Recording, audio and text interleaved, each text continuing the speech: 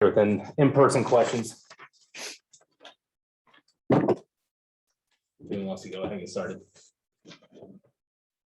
Obviously, the result doesn't necessarily mean anything in the playoff picture, but you still want to win. So when a finish like that happens, I'm sure there's still plenty of disappointment in the locker room. Yeah, no, definitely. It's always nice to win, and that was our goal going in. I was proud of their effort. Obviously, didn't have to, some players had to play a little bit bigger minutes, but it was good to get Bria Hartley and some of the other players, extended minutes off the bench, and we're going to need them going forward. But obviously, it would have been nice to win. And Kelsey Plum, I mean, she made some big shots down the stretch where she needed to, over a big hand too, and they got the W. I mean, I feel like the takeaway is Bria being able to go 19 minutes, but then in those 19, she did look really good. I had the one pass she made to Sophie for that three, one hand pass to the corner. That was like a Diana type pass there. If she can do that for you guys, that even if Diana can't play, that can help big time. Yeah, no, big time. And like I said, it's, hadn't, found a way to get her in those rotations enough there in the matchups, but she come with an aggressive mentality. And you saw how creative she is with the ball in her hands. I mean, that's what we've missed all season long. We saw what she could do with the ball in her hands last year, and you saw flashes of it. So she was no fear. I mean, that's the most important thing. She's a competitive, player, and obviously it was good for her to get some extended minutes. And we're going to have. I get to see it too, to be quite honest. And then I think we can definitely use her as we move forward because it just adds a little bit more depth. How does it affect your planning on the last play of the game to not be able to have Brittany or Diana out? Yeah, that's what I just joked about. I'm like, that was pretty hard trying to, who am I going to go to here? Because we're not the fastest team without, my other players that I usually run plays for. But look, I just decided to put, Breezy in a fake handoff situation.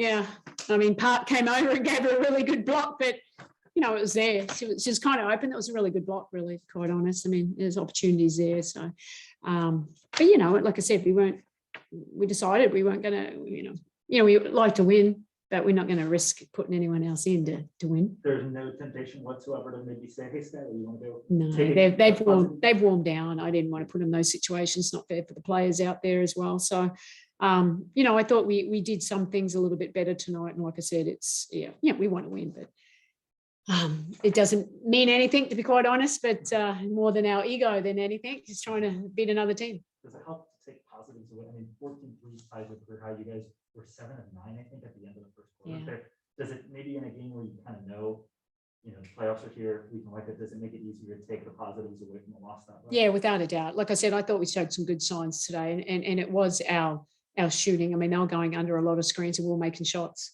To have 33s, that's great for us. But when you're making 14, that's even better. As long as your percentage is quite high, that's good for us. We had 23 assists on 31 field goals. I mean, that's another positives there. That's where, we're sharing the ball because we kept talking about, we got to, I just asked them to play with a little bit more speed today. I don't think we've been doing that as much in the last few games, but I think that's the best. That's when we play out our best and we moved the ball a little bit and we shared it. I mean, that's what it's all about. You knew you were going to pull Stella on a pretty sensational game for her in the time that she was able to do that. Yeah, like I said, this was a really important game for her, and obviously she wasn't getting trapped, so a little bit different from the other opponents that we had faced recently. And but sometimes as a player or a great player like she is, you just need to see the ball go through the hole. That's all it needs. In regards to, you said just mentioned that this game didn't really matter, but more so than to your team's ego. How do you look to the team and tell them to just push this loss aside as the season has come to an end? The team is sort of stumbling, but even though we had this giant win streak, we thought the momentum was building into the playoffs. How do you rekindle that and find that again as you look towards Thursday? Yeah, look, I mean, it's playoffs. It's the end of the season. We knew like Brittany wasn't going to play much, so I suppose she wasn't that as aggressive as she could have been usually. But I don't think we've been playing bad. I think the biggest thing for us, we did 2 really big long road trips, and that tired us out. I would admit that's hard. It's tiring on me coming back and forth. And Connecticut. We know we were right there. We know that we've played these teams that. Seattle, I mean, Jewel Lloyd, it's probably one of the best games I've ever seen her play. But you know what I mean? We know that we can beat anyone, even though we haven't beat them, but we just got to get there, but, we're not looking any further than that game on Thursday because right now, that's it. We're in a double, knockout round. So Our goal is to go as far as we can, but every team is dangerous. It's all about us fine tuning today, but making sure that, on Thursday, we're coming ready to play for 40 minutes, because that's what it's going to take, regardless of, we don't even know who we play quite at yet. In the last few games, we've seen the box scores, obviously Skylar Bigginsmith, her numbers have dropped down. In tonight's game, in the first half, in both first halves, there's a very strong effort to try and get her involved, get her scoring three-pointers in the first quarter itself. Was that game plan heading into tonight to get Skylar more involved in the offense than scoring? Yeah, I mean, our game plan is every day to get her involved.